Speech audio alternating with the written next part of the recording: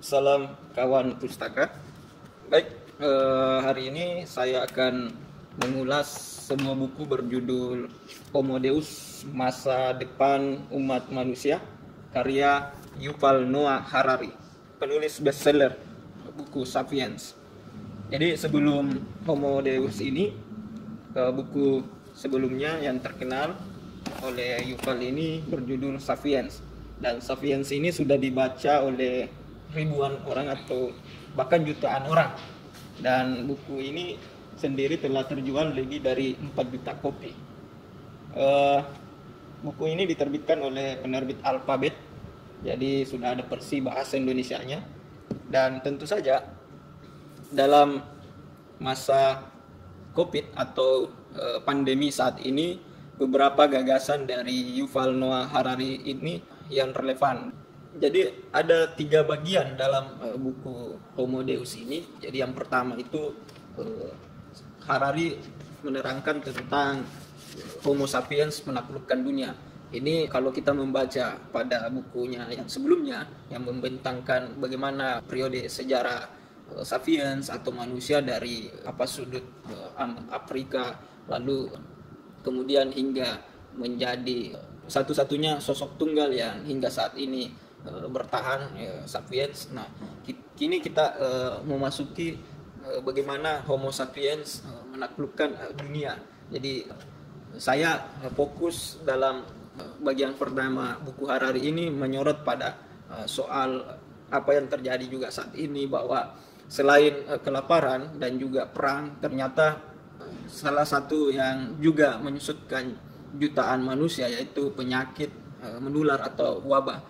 Nah, kita tahu bahwa pada saat itu ada yang disebut maut hitam, virus cacar, tipes, tuberkulosis, sipilis, ada juga yang disebut flu Spanyol, SARS, flu burung, flu babi, HIV, AIDS, Ebola, dan yang terkini kita lihat yang sangat cepat saat ini penularannya adalah COVID-19. Nah, penyakit semacam ini telah menyusutkan jutaan manusia. Kalau kita melihat data yang terjadi saat ini, dampak dari COVID-19 itu sangat luar biasa. Dan ini menyebar ke seluruh belahan dunia, bahkan di antara penyakit menular yang tadi saya sebutkan itu masih membayangi manusia hingga saat ini. Jadi bukan hanya COVID-19 saja yang memakan korban saat-saat ini, tapi masih banyak juga virus-virus yang lain atau penyakit-penyakit yang lain yang telah menyusutkan jutaan manusia dalam sepanjang sejarahnya. Nah, Harari dalam buku ini setelah merangkai periode sejarah kelam yang menghantam manusia itu, Harari mencoba membangun semacam optimisme dalam buku ini. Jadi terhadap kemampuan manusia dalam menangani wabah. Jadi narasinya seakan meyakinkan kita untuk masa depan umat tanpa epidemi besar seperti yang dulu terjadi, seperti yang penyakit-penyakit yang tadi saya sebutkan. Nah, walaupun memang ketimbang periode sebelumnya dikatakan wabah epidemi relatif lebih kecil menyebabkan kematian ketimbang penyakit tak menular seperti diabetes, penyakit jantung, atau penyakit-penyakit lainnya. Hal ini juga dikatakan bahwa saat ini penyakit yang seperti itu muncul, penyakit tak menular seperti itu muncul karena manusia saat ini lebih banyak menjadi konsumen yang mulai rakus, boros, dan ya apa yang terjadi misalnya seperti obesitas, kegemukan, dan lain-lain. Nah, justru penyakit-penyakit itu katanya yang lebih dominan menyebabkan kematian, tapi sebelum terjadinya COVID-19. Nah, Harari memang mengatakan bahwa kita tak menjamin wabah tidak akan kembali. Jadi Harari menyadari itu. Sekalipun dokter-dokter dan riset sains mulai berlari cepat atau berlari kencang, nah, dia bilang banyak yang takut teknologi saat ini atau kemampuan kedokteran saat ini itu bisa saja merupakan kemenangan sesaat, dan boleh jadi suatu kerabat, ya sebagaimana kita tahu bahwa COVID-19 ini merupakan keluarga besar dari virus sebelumnya, virus SARS, dan inilah yang dikhawatirkan jangan-jangan penyakit lain atau maut hitam yang lainnya itu sedang mengintai di satu sudut. Argumen lain dari Harari mencoba memisahkan juga soal wabah dengan yang transenden atau yang ilahi, dan bencana semacam ini dia tidak seakan mengaitkan dengan bencana alam. Nah, jadi dia menganggap bahwa ini adalah klaim gagalnya manusia. Jadi dengan bekal pengetahuan dan sejumlah alat yang seharusnya kini bisa berguna efektif mencegah wabah, maka sekali lagi manusia akan dianggap tidak kompeten. Nah, apakah juga dengan COVID-19 yang saat ini melanda itu merupakan kegagalannya sekian? Nah, itu mungkin suatu pertanyaan yang tidak bisa kita jawab dengan secara sepihak. Bahkan dalam pengembangan teknologi yang seharusnya dikatakan mampu mengatasi bakteri, kelak bisa jadi manusia itu justru adalah dalam tanda petik virus yang mematikan. Jadi apalagi bisa dihasilkan untuk perang kepentingan, atau seperti film-film semacam konspirasi yang pernah kita saksikan, film Inferno yang bermaksud mengurangi populasi manusia yang memang kian padat dan membuat bumi menjadi kacau, kalau membuat semakin kacau. Nah, ini semacam konspirasi yang sekali lagi senada dengan Harari, kita bisa saja masih keliru. Di bagian pertama, di akhir bukunya dia menjelaskan tentang mimpi manusia. Jadi menurutnya di abad ke-21 yang paling akan menjadi menarik yaitu ketika manusia menciptakan fiksi.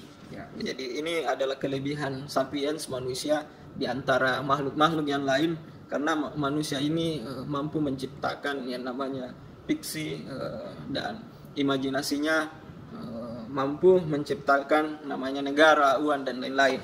Nah, di bagian kedua buku ini yang sangat menarik yaitu hidup di atas kertas. Nah, hidup di atas kertas, kalau kita membaca di sini, tulisan merupakan salah satu temuan yang paling canggih dari manusia, karena dialah yang memfasilitasi munculnya fiksional. Nah, inilah periode di mana manusia melepaskan dirinya dari bayang-bayang agama dan selain hal-hal yang di luar dari dirinya, dan inilah yang dinamakan dengan revolusi humanis, di mana humanisme mendominasi manusia. Namun pada bagian ketiga, kata Harari, Homo sapiens mulai kehilangan kendali. Jadi untuk mengenali diri Anda sendiri, di bagian ini dia bilang bukan lagi Anda harus bertanya pada diri Anda, pada nurani Anda, tapi bertanyalah pada internet, atau segalanya sudah diketahui dan datanya sudah ada di dalam internet, dan internetlah yang kemudian memberikan jawaban yang mungkin cukup valid nantinya, bahwa saat ini kehidupan kita sudah sangat berbeda. Peradaban kita kini disebut oleh Harari sebagai data sentris, atau kita sudah memasuki yang namanya agama data. Nah, segalanya digerakkan oleh algoritma, yang kalau dulu orang menganggap perasaan dan kesadaran-kesadaran yang lain itu sebagai hal yang manusiawi, bagi Harari itu adalah semacam algoritma biokimiawi.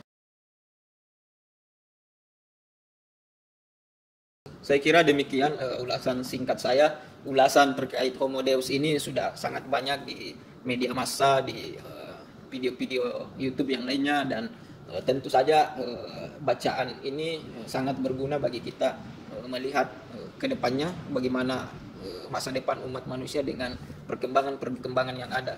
dan tentu saja review yang saya sampaikan masih butuh banyak pendalaman-pendalaman, dan ini salah satu buku yang direkomendasikan untuk teman-teman semua, khususnya saat ini di rumah menghadapi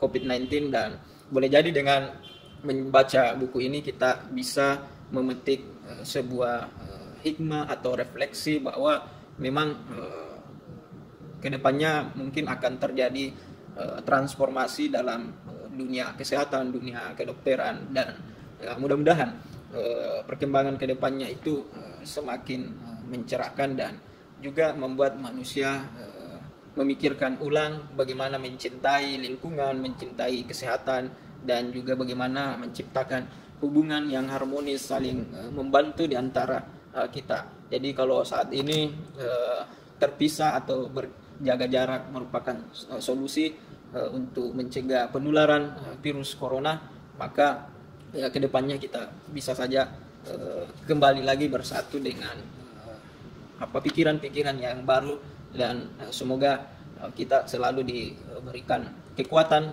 dan kesehatan tentunya. Sekian dari saya, salam pustaka.